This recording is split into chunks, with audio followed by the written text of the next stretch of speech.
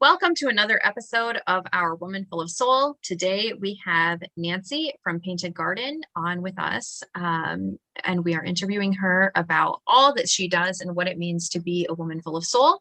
I first met Nancy when I traveled to Baltimore a couple years ago to really understand actually the Baltimore Symphony Orchestra, and to understand what it was to be like living in Baltimore or moving around in Baltimore.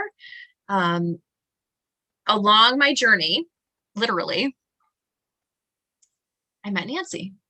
It was a surprise. It was wonderful. It was a wonderful God surprise, literally, because I was like, I don't know what to think about Baltimore right now because I knew nothing about Baltimore. And I met Nancy, and she was fabulous. I mean this from the deepest part of my heart. So literally before we did this interview, we just listened to a song called Waymaker, which I know if you normally follow whatever I do, most of you know this song. And it talks about pretty much being that light in the darkness. And when I went into Baltimore, I had no idea what I was doing. Like I never had been to, maybe I went to Baltimore when I was a child, but I hadn't been to Baltimore when I was an adult. My grandparents did take me there, which the foundation is founded, in the care of them or whatever. But when I went back to Baltimore, it was really about Baltimore Symphony Orchestra and how to help them through their struggling times, and the person that I was in love with and still am in love with and everything else. But at that time, I knew nothing about Baltimore, not one thing. I knew like the saints of Baltimore. I knew the churches of Baltimore, but that was it. And somehow along the journey, I met Nancy. And Nancy was a light in that darkness. And she was one of those way makers for me to see clearly my path forward. So although she may not know that now, and I'm putting her literally on the spotlight right now, she's like, oh my gosh, I can't believe this.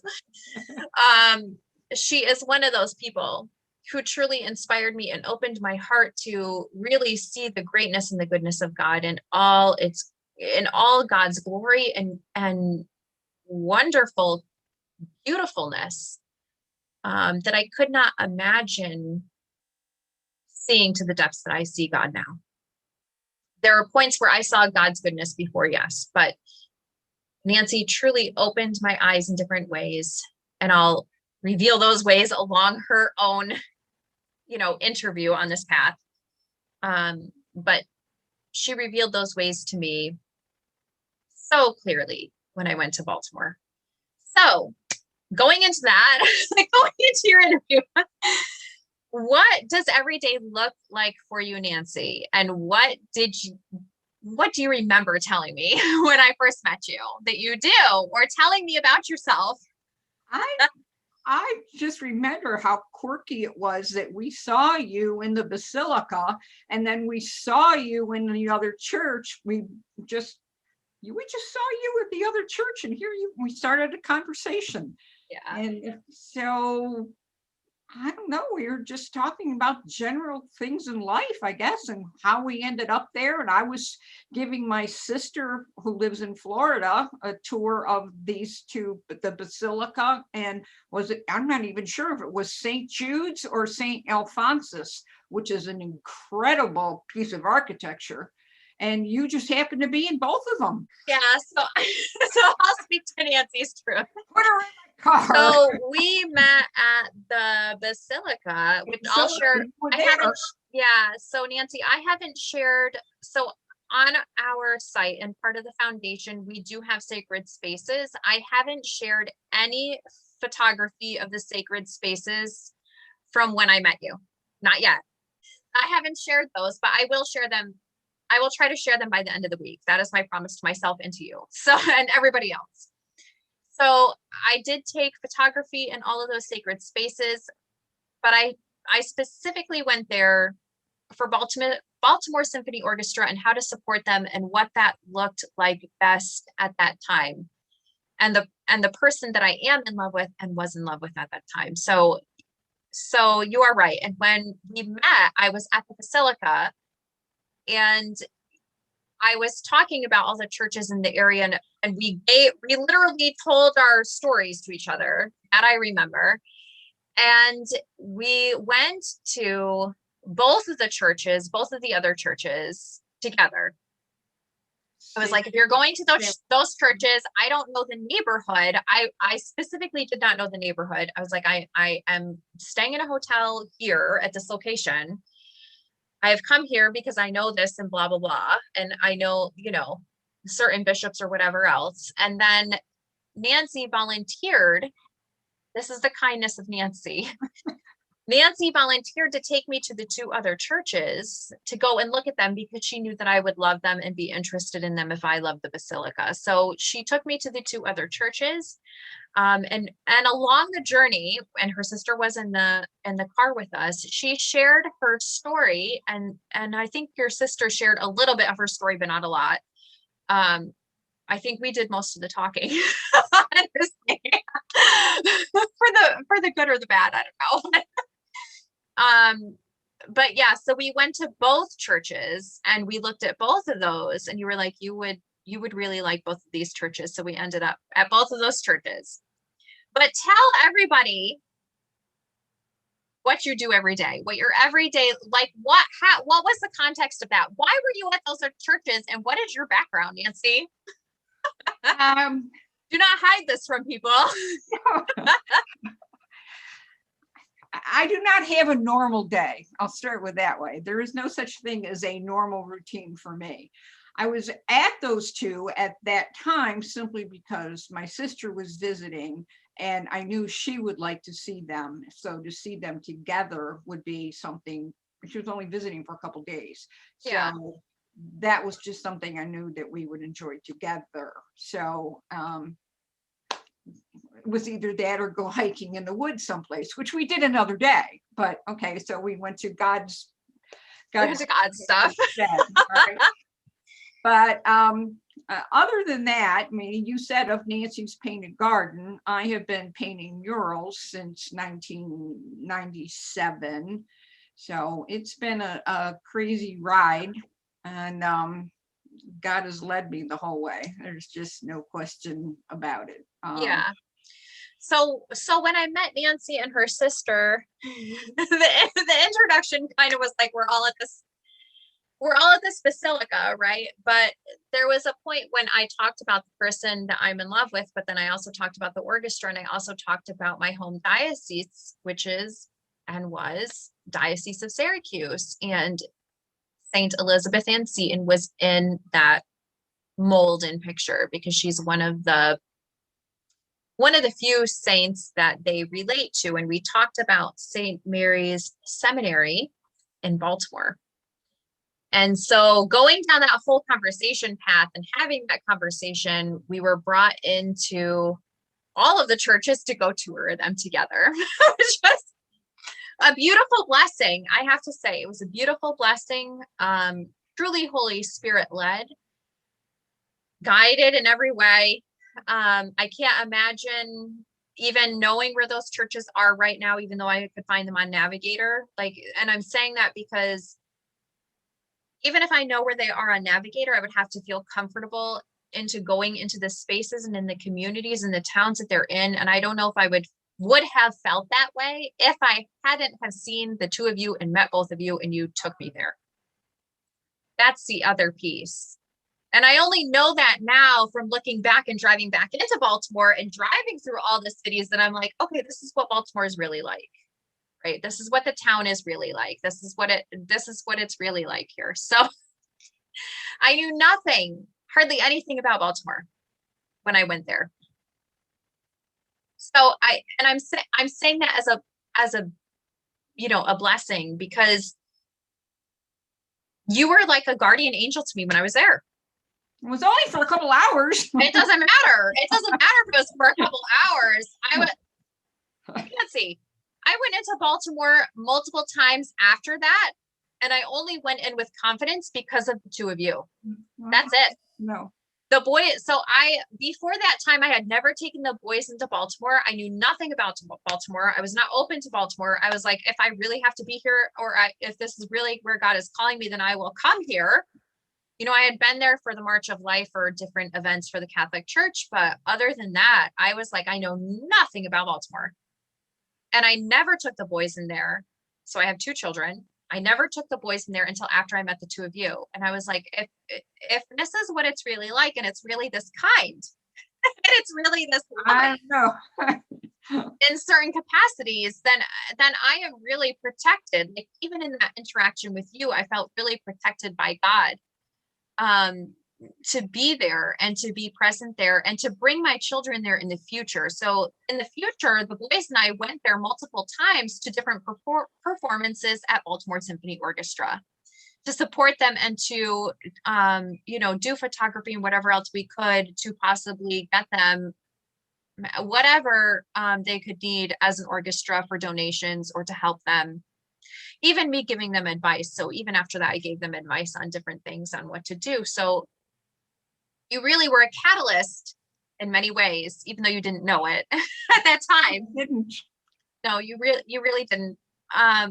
You were a catalyst for me to open up and to really see the goodness and the greatness of God and the glory of God present in any city. And it is beautiful and it is wonderful. I'm so thankful and grateful for you. And I know you haven't heard this yet, but you're hearing it now because I have you here now. So you have to hear it. There's no way. So it's just wonderful. It is wonderful. And I'm so thankful and grateful I ran into you. And I can honestly say it was literally one of God's blessings in my own life, and to open my eyes in many different ways at that point in time. You were just like a catalyst. I don't know. It's so hard to explain, but even you explaining Nancy's painted garden to me at that time, you had talked to me about how you did murals and how artwork was really what your thing was, right? Like so we have the foundation, and I did artwork on my own, but I never put it out there to the public until I met you.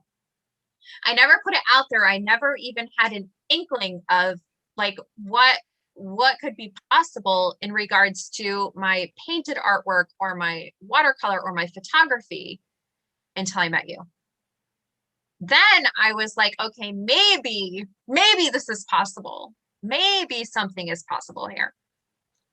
And you're younger than I was when I started. No, but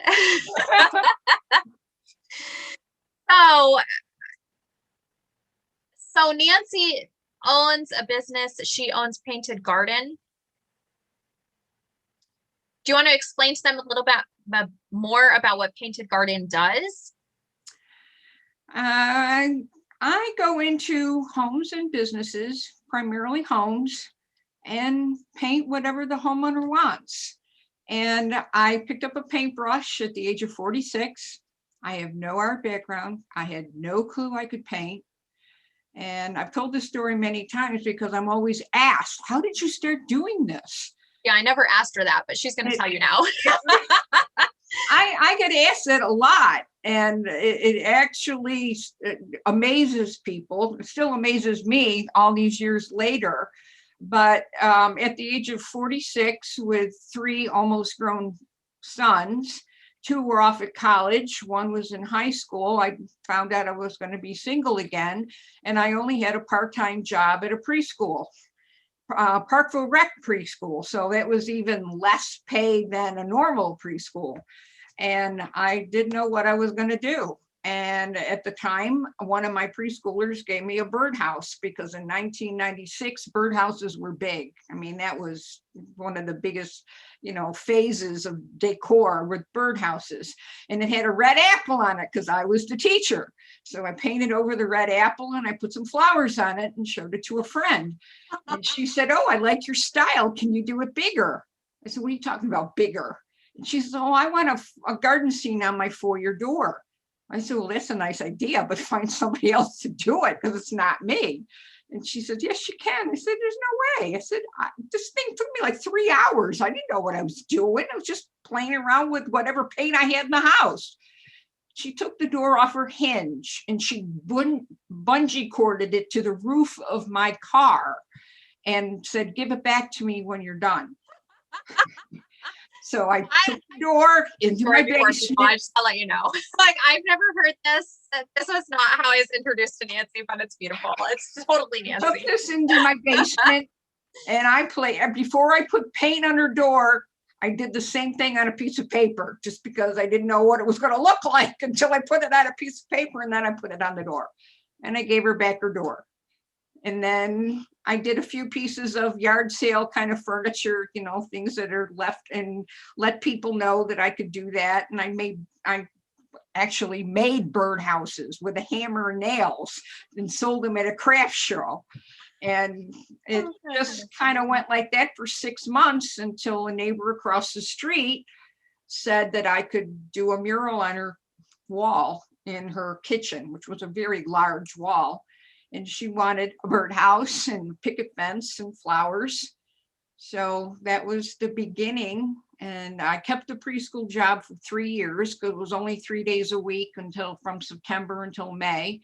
And at least it gave me some focus, financially and spiritually and mentally, to be able to do something that I love doing. But after 3 years, okay, sometimes I'm painting geraniums under a toilet, behind a toilet on the floor. And the next day I'm sitting on the floor making a puzzle with a 4-year-old. So I had a split personality for 3 years. And then I decided it was time to put all my eggs in one basket to say. But, you know, it's like, I had some advice from 3 people that really meant a lot to me as to whether or not I should go ahead and do this. And it was a leap of faith. And I've said over and over again, God closed one door and opened another, and put a paintbrush in my hand. Because I have been I'm sure by now, I've never counted it, I've got records of different things, but it's probably been at least 800 houses. And most of them I go in for 1 day. And I do a room in 1 day because I just jump right in and do it. And occasionally I do a commercial job. I've done several pediatric offices, and I've also done a lot of nail salons. They passed my name around, and it's been a whole new life because for the last 25 years, I've lived alone. I make my own schedule. People are happy to see me no matter when I show up. If I'm 10 minutes late or I'm a half an hour late, they don't care, I'm there. So it's just awesome. I've been fed lunches, I've been fed dinners. I've sat down with a family. I've been invited to Easter at a house because I was home alone. What are you doing for Easter? Well, I don't have any plans. My family's all out of state. Okay, come on over. We'll have people over at 2 o'clock. Join us. So it's a whole new life that fit into my senior years just fine. If I stayed until 10 o'clock at night painting, which I have, not recently, but you know, sometimes if I'm too far away from home and I don't want to come back and, you know, do it all over again the next day, I'll just stay until 9, 10 o'clock, pack up my stuff and come home. So, Nancy, can you tell everyone what you have done kind of during this time during COVID with the business? What we just talked about before we started this session? Obviously, there hasn't been a lot of work during COVID. I did have through the whole year time frame, maybe 6 or 7 days of work, with the exception of a pediatric office. And that again was another gift from God. I had painted for this young practitioner. She's actually a certified nurse practitioner, but she can have her own practice in her state of Maryland. And I had painted for her office 2 years ago this month. And it was a delightful space, 2 exam rooms and a waiting room. And in 1 year, she outgrew the space. So she rented another office. that had 5 exam rooms, an enormous hallway, and a big waiting room. She gave me the keys and said, I want a jungle room there, a dinosaur room there, a farm room there, underwater there, Arctic here, and I could just come and go whenever I wanted to, which I did through the end of May and in most of June. And I could just come and go as I wanted. And it was awesome. And then Liberty. what did she further offer you after that? Oh, just recently, she messaged me a couple days ago. She moved, I think just before Christmas.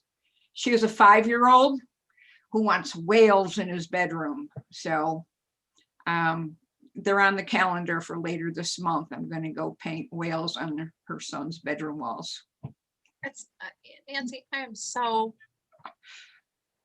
happy for you is the first thing I want to say. I'm so happy for you because all the goodness and the glory that I saw way back when I first met you is still clearly here. I'm just like, wow, God. Like, I've had some like amazing experiences, and so amazing. You may have heard, I have painted for 2 women who were terminal, and one in particular, I will never forget. She was in a hospital bed in what used to be a dining room because she couldn't do the stairs. Yeah. And she in grew her home. up. She grew up, yes, at home. She grew up in a neighborhood of Baltimore City that had an enormous park with a pagoda and a playground. And back in, I don't know, probably the 40s and 50s, I mean, that was a neighborhood thing when there were festivals and all kinds of things going on in that park. Is it still a park? Or is it still there? It is, okay. But what park? You got to be careful about when you go there. It doesn't matter. Tell us what park it is. Yeah. Patterson Park. Patterson Park in East Baltimore. And it's lined with the typical Baltimore brick row houses. But she had a twin sister, and they used to play there all the time on the playground. So I had to paint a line of row houses and put in the pagoda, which is a landmark in that park. Yeah. It was a donation from China back, I don't know, whenever, and swings and 2 little figures to be her and her sister. And there she was in her bed, just, I mean, in the dining room, in her hospital bed, in her dining room. Yes. I mean, Nancy, what you just said speaks volumes. Like, you are speaking on so many levels right now. I can't even explain all of them. So what you even just said about the park, it clearly shows her memory of the park, clearly shows how it's best to spend, city resources, right? Like, what do you really invest in? What does this really look like for the youth? What does this look like for people? What does this look like for humanity? What does this look like for protecting your neighborhoods? What does this look like for the arts? What does it look like for individuals? Like, just the fact that is what she remembered. That is what she valued. That is what she cherished in her heart, and had you paint it on her wall while she was terminal in her dining room speaks volumes that many people are not even attuned to or listen to. Like, I can't even tell you how many times a year or a month I advocate for, and I know you don't know this is about me. I know you don't, but how many times a year I advocate for social justice, environmental justice, right? Medical justice, right? Like, how many people actually deserve medical treatment or to deserve to be happy in their space, right? Especially if they suffer from terminal illness, or for the arts, or for the healing of the arts, right? Like, you even bringing that into her space gave her a peace of mind that she would not have had somewhere else. The work that you do in so many ways, and that other people do also, clearly, but the work that you do in so many ways is unbelievable. It transforms lives. It opens their hearts, and it breaks open their true core truth, value, and worth inside of themselves. It's not even about how the other pieces see them, right? Like even in that example, it was about what was true for her, what was true for her goodness, what she really valued, what she saw really gave her life that would help her to thrive in whatever capacity at that time. You know, it's amazing. The work that you do is amazing, but it also speaks volumes to other areas. Last month I painted for a pregnant woman. Okay, yes, she was married. 20 years ago, she was a 6-year-old, and I painted Winnie the Pooh in her bedroom. See, like how glorious is that? 20 years later, so glorious. Like 20 years later, I painted Winnie the Pooh for her child to be born child. Unbelievable. And Like she had several miscarriages. Yeah. Previously. Okay, this is her So first beautiful. child. She had several miscarriages. So on this wall, it was the most elaborate nursery I've ever done. Most of them get done in a day. This one I was there for 3 days, which is totally unheard of in my realm. And it's great at the same time. because of her miscarriages, there needed to be a rainbow. Yeah. To reference those that she could not completely carry. Yeah. And the rest of it was, you know, it was just all these little things that she needed added because of, and a saying around the room that meant a lot to her. Yeah. Who would have thought 20 years ago this little 6-year-old would be a pregnant woman and I'm doing another job for her? No one would have thought about that except the Holy Spirit, but also no one could complete that but you in your mission that God has given you. She met you that many years ago and she called on you again that many years ago. Her mother kept my card that long. Yeah, and the Holy Spirit called on you that many. I'm sure that wall provided healing to her too. It's not just like you did the wall and, you know, it's for her new baby that's coming. You know, there's a whole story there. It's not just one little piece, you know, and you know me, I'm already going to say based on the circumstance that I met you and I'm like, this is not ordained. Like, there's no way this is just by chance anymore. You know, it's not just by chance that I met you. It's not just by chance that, you know, I was there in Baltimore at that time, looking at that specific church at that time. And I met you and we ended up going to the other churches together like that. It's not just by chance. The Holy Spirit clearly moves through these things and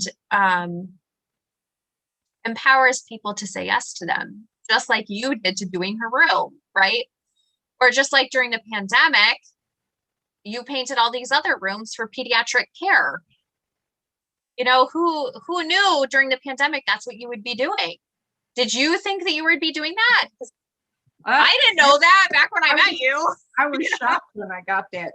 And interesting, she has told me when she opened her first office, she had a lot of toys everywhere. Yeah. Or, you know, for the kids to play with in the waiting room, or a couple things in each room, you know, that maybe there's a second child alongside.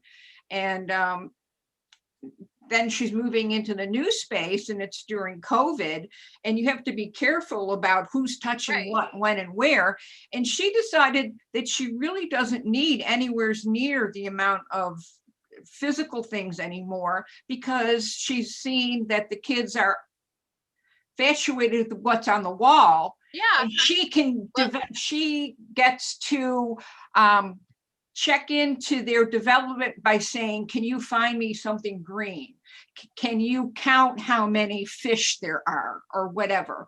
So she's evaluating their emotional developmental progress simply by using whatever's painted on the wall instead of physical objects. That's so beautiful. Really cool. When she told me that, I was amazed. It's so beautiful. Yeah. So, you know me, I have the 2 boys, and when they were younger, they would look around all the things in the pediatric unit. They would look and see and see and see and see.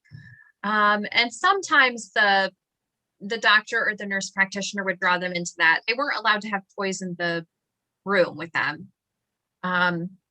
Maybe something that was in their carrier or whatever, that's fine. But they were really observing everything that was around them. The boys really observed, and they still really observe. They're really observant children. And so the doctor would point out different things to them also and draw them back into what the doctor was saying, right? Draw them back into what the doctor needed to know, right? Like drawing back into the results of a test or drawing back into something that was happening there. So it's amazing how artwork can move and be used in different ways that people haven't thought of before or don't even realize.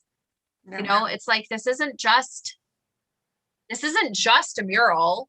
You know, this isn't just something that's painted on the wall. This is something we actually use to evaluate your children and see how good, like what their level of development is, right? Like it's just amazing.